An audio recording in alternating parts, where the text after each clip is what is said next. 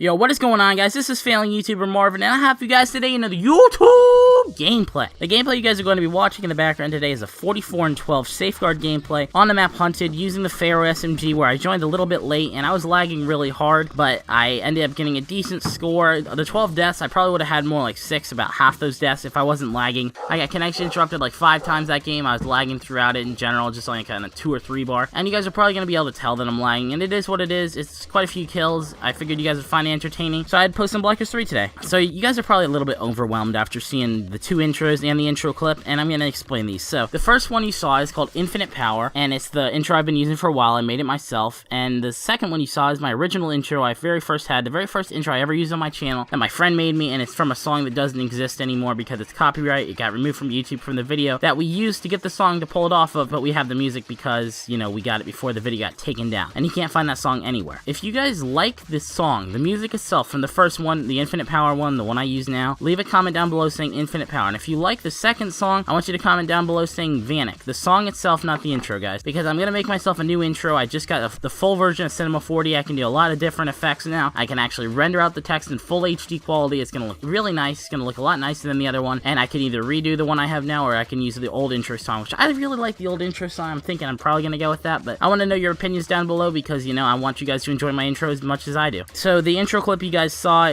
was a trick shot that I hit in private match. You guys are probably saying, why are you trick shot with an SMR and you had it on 100 health? Well, guys, it was on 30 health. This is why I ended the game. For one, I was just confused. I got a hit marker, but then I noticed it was a triple wallbang. A triple wallbang with an SMR. I think he was like all the way in the far back of the map. If you guys look on the radar, it was ridiculous range, and obviously I can't use that in the montage because it was a hit marker, so I figured I'd show as a little intro clip, and just, I think that's ridiculous. So today I'm going to be doing another top 5 video. It's been a while since I've done a commentary. It's been like almost 2 weeks since I've done a top 5. Pretty crazy. And the last one I did wasn't even really a top 5. It was just talking about my favorite guns from each COD. So this is going to be a straight up top 5. The top 5 best game modes in Call of Duty ever. So I actually have an honorable mention before we get started here, which is going to be Hardpoint. And Hardpoint from Black Ops 2 is a lot of fun. I'm not talking about Black Ops 3 Hardpoint, you guys noticed, with the 100 points for capturing a hardpoint, that kind of thing. I didn't like that because it's like no incentive to play the objective. In Black Ops 2, there's a lot of incentive to play the objective. You know, if you hop on the hill, you get 200 points for cap on the hill, 125 points for playing in and around the objective. You get 125 points as opposed to 100. Just really good. Great for competitive. If you guys didn't know, I used to play League Play all the time, like Master Rank 1 on my failing YouTube account. I played it a really long time ago. This is a really long time since I got it, and I haven't played League Play for a while because, you know, obviously I've already gotten to the top. Why try to do it again, you know? So anyway, Hardpoint, definitely a great honorable mention, but not quite good enough to make the list because I got some better one. Number 5 is going to be Momentum from AW or War from World at War. This is such a mouthful.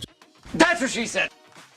Tongue twisters everywhere. So there was 5 flags to cap, and you basically started off with a flag in the middle, you know, and then 2 flags on each side for each team. And when you cap one flag, you cap the other flags faster, and so on. And you're basically just fighting over the flags. It's like a little tug-of-war game almost in Call of Duty. Great way to get a lot of kills if you fight around it. You can get extra points towards your kill streaks if you get kills while capping and or cap the flag. It was a lot of fun. You can win games of Momentum so quickly in AW. I think I won a solo game. I was like with randoms on my team. I won in 52 seconds. We won so fast. We ended up partying up and just having a ton of fun after that. But there's also been games of Momentum that go into overtime and ends up being like almost a 15-minute game, and I dropped like 50 plus kills. I haven't actually gotten 100, obviously. It's been forever since I played AW, and I didn't used to be as good as I am now. But it was a lot of fun. Tons of fun to be had in Momentum. Now, I'm putting Safeguard right above it. I personally see Momentum and Safeguard as really similar game modes. They kind of stole the idea almost, but you know, nothing wrong with that because it's a fun game mode. You're basically escorting the robot. You know, one team attacks the robot, the other one tries to escort it, and you're basically just fighting all in and around the robot. One thing I forgot to mention with Momentum, you only get 50 points a kill if you're not playing the objective, but you get like 100 a kill if you do. It's the same way with Safeguard, which is why I'm putting these low on the list, because you can't really get score streaks or kill streaks very well in either of these game modes, and that's my main problem with them. But it's definitely a good, fun, fast-paced game mode for Safeguard, and that's why I'm going to put it at the number 4 spot. Number 3 is going to be Kill Confirm from Black Ops 2, or Black Ops 3 for that matter. Kill Confirm is a really fun game mode. What I like about it is it encourages rushing. You guys know I like to rush around, and you know, if you're close range with an SMG and you kill someone, why, you know, get 100 points in TDM when you can get 150 for actually running and picking up the tag? Which there was some problems with Kill Confirm. You know, you'd get your kill streaks and they start getting kills, and then your teammates just steal all the tags and you can't get them all. You know, I feel like you should get more like 50 points instead of just 15 or something when your teammate steals the tag from you. And then, you know, you'll have your people literally put on extreme conditioning, run up and steal all the tags, and then you can't actually run extreme conditioning in Black Ops 3 and your teammates don't have it because everybody has it in Black Ops 3. Nonetheless, very fun game mode. A lot of fun to, you know, get your kill streaks, you know, get the tags after the kill streaks get kills. Get even more points for that. Lots of fun to play. Great for getting kill streaks if you like to rush around. And, you know, it went up to 100 points as well. Number 2 is going to be Search and Destroy. A lot of people like Search and Destroy, you know, force game chat. You can talk shit to people all day long.